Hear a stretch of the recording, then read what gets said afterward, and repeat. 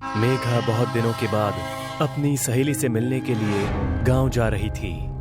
उसकी ट्रेन बहुत रात को गांव के स्टेशन पर पहुंची।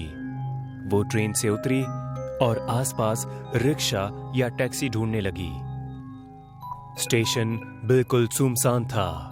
मेघा को दूर दूर तक कोई भी इंसान नजर नहीं आ रहा था। वो थोड़ी बेचैन हो गई। बहुत ढूंढने पर उसे एक रिक्शा नजर आया जिसके अंदर उसका ड्राइवर सो रहा था। मेघा उस रिक्शा वाले के पास गई। सुनिए भाई साहब।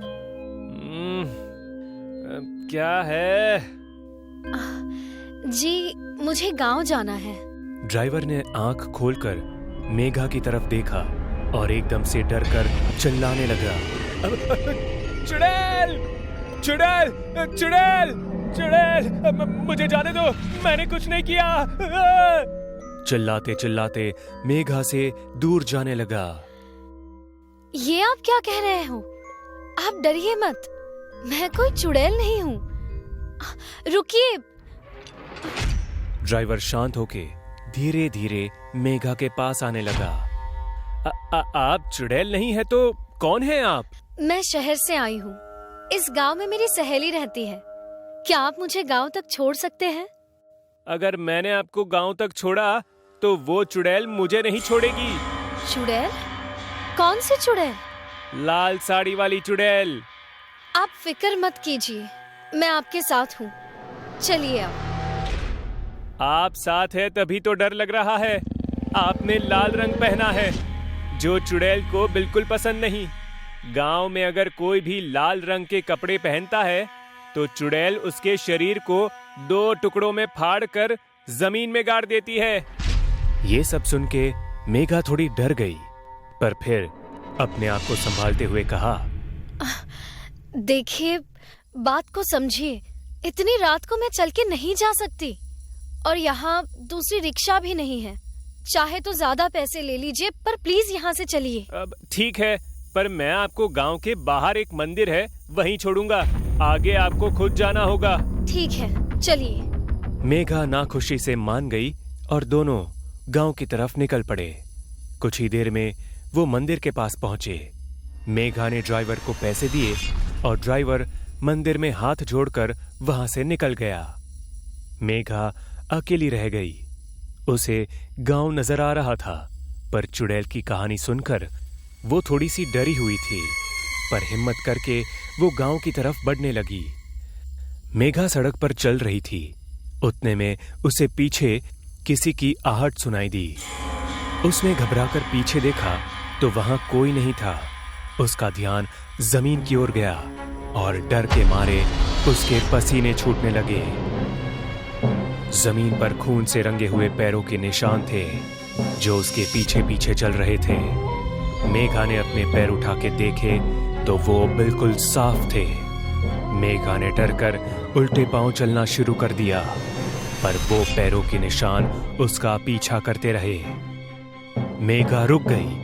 वो निशान चलते चलते उसके बगल में आके रुके। मेघा वहां से जाने के लिए मुड़ी और जैसे ही वो मुड़ी उसके कंधे पर एक खून से लथपथ हाथ पड़ा। मेघा इतनी डर गई कि वो चिल्लाते हुए गांव की तरफ भागने लगी। मेघा चिल्लाते हुए गांव में पहुंची। मुझे बचाओ, वो चुड़ैल मुझे मार डालेगी, मुझे बचाओ। बहुत से लोग अपने घर से बाहर आ गए। मेघा की सहेली भी बाहर आ गई। मेघा ने उसकी सहेली को उसके घर के बाहर आते हुए देखा और पूरी ताकत से वो घर के अंदर भागी। उसकी सहेली भी उसके पीछे भागती हुई अंदर गई। तू लाल रंग पहन के क्यों आई है गांव में? गलती मेरी ही है, तुझे बुलाना ही नहीं चाहिए था। एक काम कर, तू भाग जा गांव से, वरना ये चुड़ैल तुझे नहीं छोड़ेगी। मेरे पति की तरह तुझे भी मार डालेगी।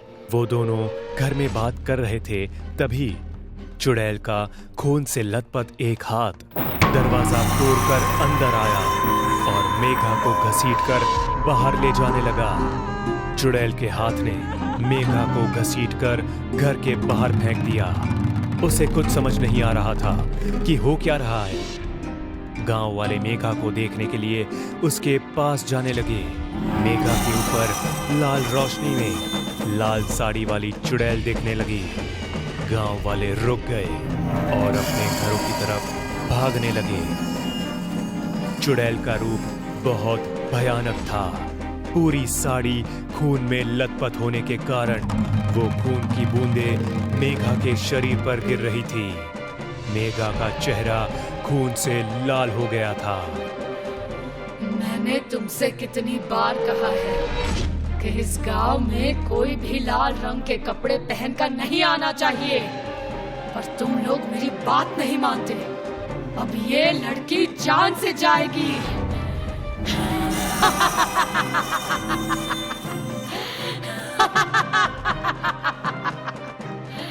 इतना कहकर वो चुड़ैल भयानक हंसी हंसने लगी। चुड़ैल को देखकर मेघा भागने लगी। मेघा को भागता देख चुड़ैल ने अपने हाथ लंबे किए और उसको हवा में उठा लिया। चुड़ैल ने मेघा को अपने सर के ऊपर उठाया और उसके शरीर को बीच में से फाड़ने लगी। जैसे जैसे मेघा के शरीर के दो टुकड़े हो रहे थे, वैसे वैसे मेघा का गर्म खून चुड़ैल के सिर पर से पूरे शरीर पर फैलने लगा। उस खून की वजह से चुड़ैल की साड़ी और भी लाल होने लगी। शरीर के फटते वक्त मेघा इतने जोरों से चीख रही थी कि उसकी चीखों की वजह से पूरा गांव थरथरा उठा था। सारे गांव वालों की रूह कांप उठी। अंत में मेघा के शरीर के दो टुकड़े हो गए और वो वहीं हवा में लटकते रहे। चुड़ैल जोरों से हंसने लगी। उसने अपने हाथ जोर से जमीन पर दे मारे और उसकी वजह से जमीन में दो गड्ढे हो गए। चुड़ैल ने अपने दोनों हाथों में दो टुकड़े लिए और दोनों गड्ढों में एक एक फेंक दिया।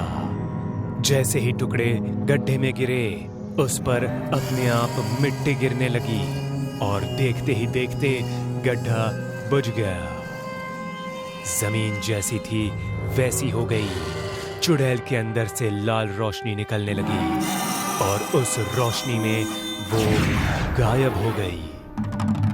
चुड़ैल के जाते ही मेघा की सहेली उस गड्ढे वाली जगह पर आई और रोने लगी। धीरे धीरे सारे गांव वाले इकट्ठा होने लगे। देखिए, मेरी बात सुनिए। इस पेशेंट को कुछ देर में होश आ जाएगा, तब तक इसे यहीं रहने दीजिए। आधे घंटे बाद घड़ी में 11:50 हुए थे। हॉस्पिटल के सारे लोग यहाँ वहाँ भागने लगे। कोई भागते भागते गिर रहा है तो कोई एक दूसरे से टकरा रहा है। पूरे हॉस्पिटल में भगदड़ मच जाती है। भागो, यहाँ से जल्दी भागो, भाग जाओ यहाँ से, जल्दी भागो। 12 बजने से पहले ही हॉस्पिटल सुनसान हो गया। घड़ी में 12 बजते ही मुर्दाघर का दरवाजा अपने आप खुलता है। किसी के चलने की आवाज आती है। मुर्दाघर से एक चुड़ैल बाहर आती है, जिसके बाल बिखरे हुए हैं और जिसने सफेद कपड़े पहन रखे हैं। चुड़ैल नीचे झुक के जमीन को सूंघने लगती है। यहाँ एक वार्ड में जो पेशेंट बेहोश था, उसे होश आ जाता है। अरे सब लोग कहाँ चले गए? अरे कोई है क्या यहाँ? तभी पेशेंट को किसी के चलने की आवाज आती है। दरवाजा अपने आप पटकने लगता है। पेशेंट का बेड अपने आप हिलने लगता है, मानो बेड भी डर से कांप रहा हो। ये देखकर पेशेंट भी डर गया। कौन है यहाँ? अरे ये बेड अपने आप चल कैसे रहा है? कोई बचाओ मुझे कोई। बेड अपने आप सीढ़ियों की ओर बढ़ गया और बेड सीढ़ियों से नीचे गिर गया।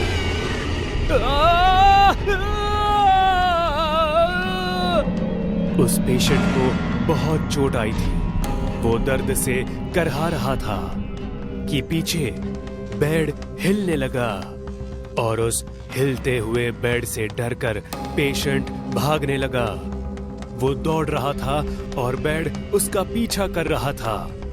अरे बचाओ, ये मुझे मार देगा, बचाओ मुझे! जैसे ही वो सामने देखता है, सफेद कपड़े में चुड़ैल खड़ी होती है। चुड़ैल को देखकर डर के मारे वो गिर जाता है और पीछे की ओर देखने लगता है। मुझे मत मारो, मुझे जाने दो। पेशेंट भागने की कोशिश करता है। चुड़ैल कूद के उसका पैर पकड़ लेती है। पेशेंट को घसीटते हुए मुर्दा घर के अंदर ले जाती है वो, और फिर उस पेशेंट की जोर से चिल्लाने की आवाज आती है।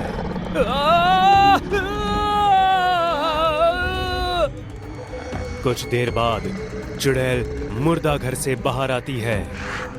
उसका मुंह खून से सना होता है और वो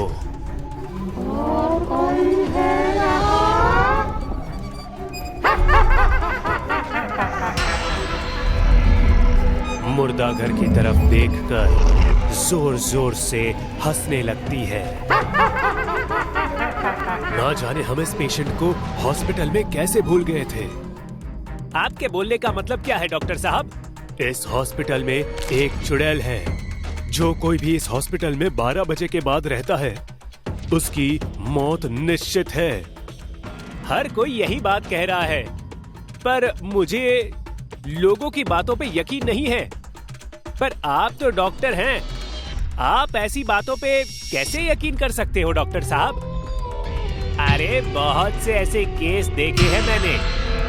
भूतों के नाम से लोगों को मारकर उनके अंगों की तस्करी करते हैं हॉस्पिटल वाले।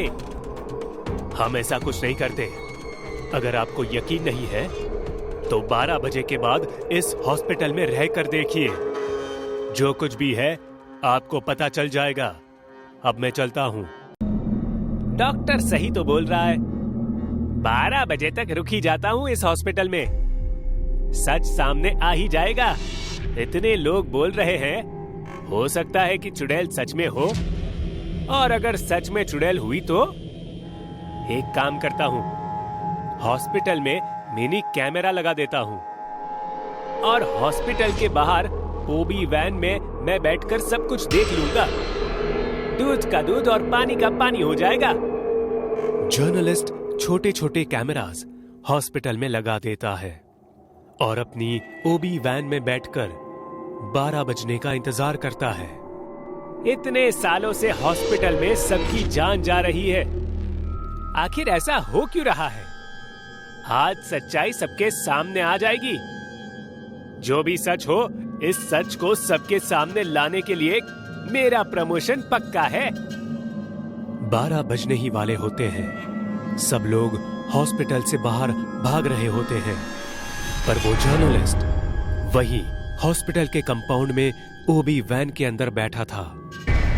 वो स्क्रीन पर देखता है कि मुर्दा घर से एक चुड़ैल बाहर आती है, जिसका चेहरा बालों से ढका हुआ है। अरे ये कोई चुड़ैल है कि औरत? लगता है ये कोई जूनियर आर्टिस्ट है, भाड़े पे मंगवाई गई है। तभी चुड़ैल धीरे धीरे कैमरे के पास आती है और झटके से बाल ऊपर करती है। डरावनी शक्ल देखकर जर्नलिस्ट कुर्सी से नीचे गिर जाता है। चुड़ैल! जर्नलिस्ट इतना डर जाता है कि वो भागने की सोचता है, लेकिन जैसे ही वैन का दरवाजा खोलता है, चुड़ैल सामने खड़ी होती है और वैन के अंदर आ जाती है। जर्नलिस्ट दूसरा दरवाजा खोलने की कोशिश करता है, पर वो दरवाजा नहीं खुलता है। वैन के शीशे पर खून उड़ता है। अगली सुबह पुलिस जर्नलिस्ट की ये हालत देखकर हैरान है। पुलिस ने कल रात का रिकॉर्ड किया हुआ फुटेज भी देखा। कोई मुजरिम हो उसे पकड़ सकते हैं, पर ये तो भूत प्रेत का मामला है, इसमें हम कुछ नहीं कर सकते हैं। मैं समझ सकता हूँ सर, हमें कोई पहुंचा हुआ बाबा चाहिए। हॉस्पिटल वालों ने चुड़ैल को पकड़ने के लिए एक बाबा को बुलवाया। बाबा रात के 11:30 बजे हॉस्पिटल में आते हैं। अब आप ही हमारी हॉस्पिटल को इस चुड़ैल से बचा सकते हैं बाबा। मुझ पे विश्वास रख बेटा, सब सही होगा। जी बाबा।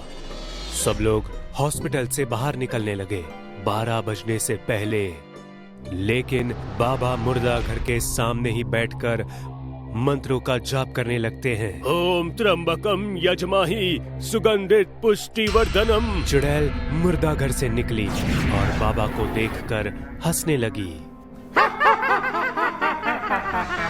मानो कि बाबा के मंत्रों का कोई फर्क नहीं पड़ रहा था चुड़ैल को। बाबा जितने जोर से मंत्र पढ़ रहे थे, चुड़ैल उतनी जोर से हंस रही थी। ओम त्र्यंबकम यजमाहि सुगंधित पुष्टिवर्धनम। चुड़ैल अपने हाथों से इशारा करती है। बाबा ऊपर देखते हैं तो ऊपर से पंखा बाबा पर गिर जाता है। बाबा का चेहरा खून से सन जाता है और फिर चुड़ैल बाबा को मुर्दा घर में घसीट कर ले जाती है।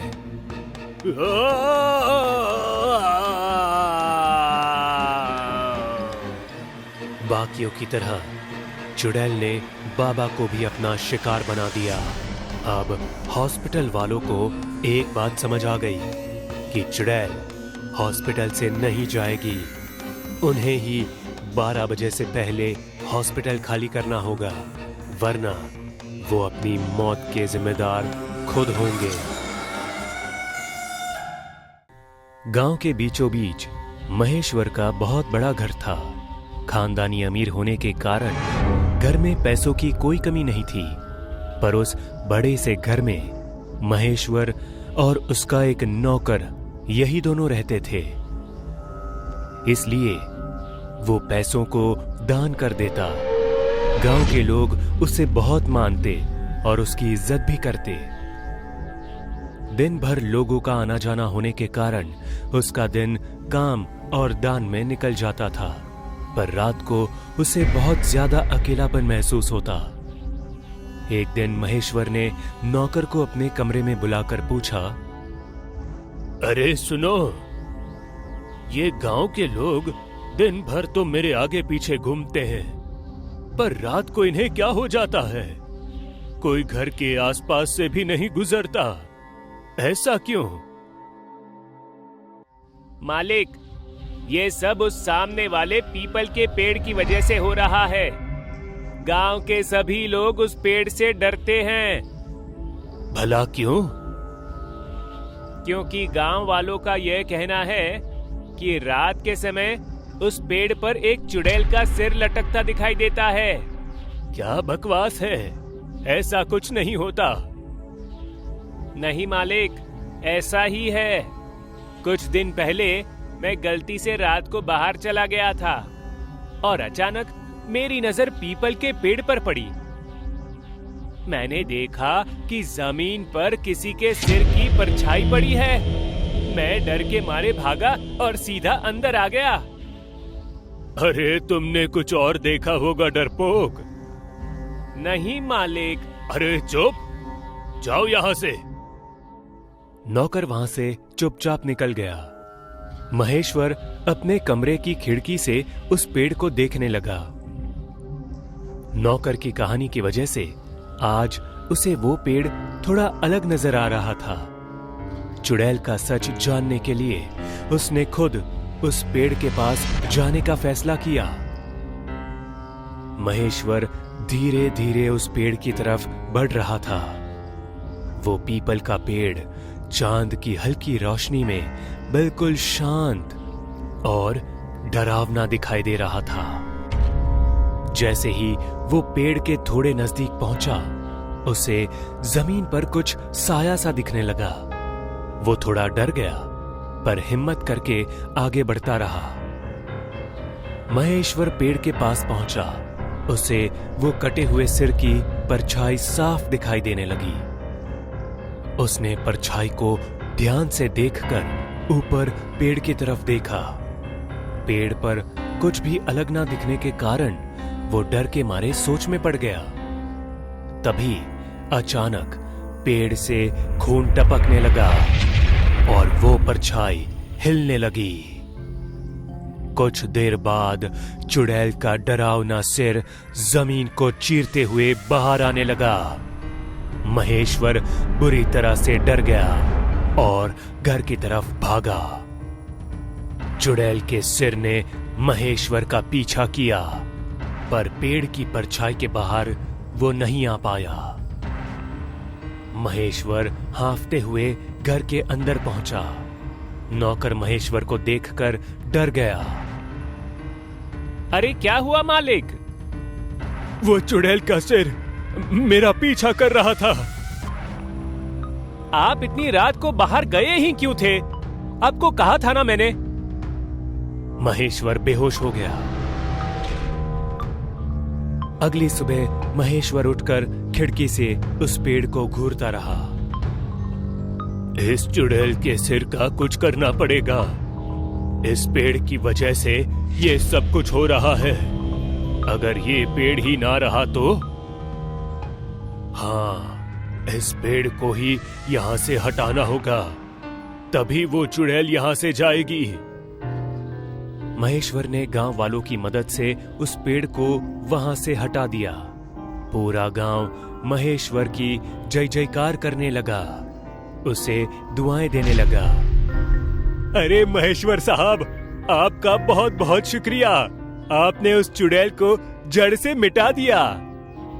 सही कहा, इस चुड़ैल ने हमारा रात को बाहर निकलना बंद कर दिया था। साहब, आप हमारे लिए और इस गांव के लिए भगवान हैं। अब आप सब लोग आराम से रात को घूम सकते हैं। डरने की कोई बात नहीं है। सब लोग अपने अपने घर चले गए। महेश्वर भी अपने घर चला गया। रात हो गई।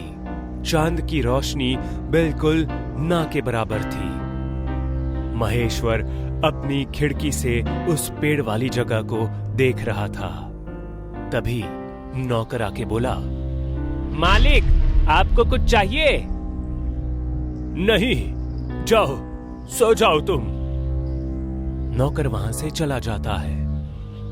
महेश्वर बड़ी खुशी से सोने चला गया। आधी रात हो गई। सारा गांव गहरी नींद में सो रहा था। तभी अचानक महेश्वर के कमरे की खिड़की खुली। महेश्वर खिड़की बंद करने के लिए खिड़की के पास पहुंचा। तभी बाहर से चुड़ैल का सिर कमरे के अंदर आया। महेश्वर बहुत डर गया। महेश्वर डर के मारे बेड पर चढ़ गया। चुड़ैल का सिर जोरों जोरों से हंसने लगा और उसके ऊपर घूमने लगा। महेश्वर रोते हुए चिल्लाने लगा, पर उसकी आवाज कोई नहीं सुन पा रहा था। तूने मुझसे मेरा घर छीना, अब मैं तुझसे तेरा घर छीनूंगी।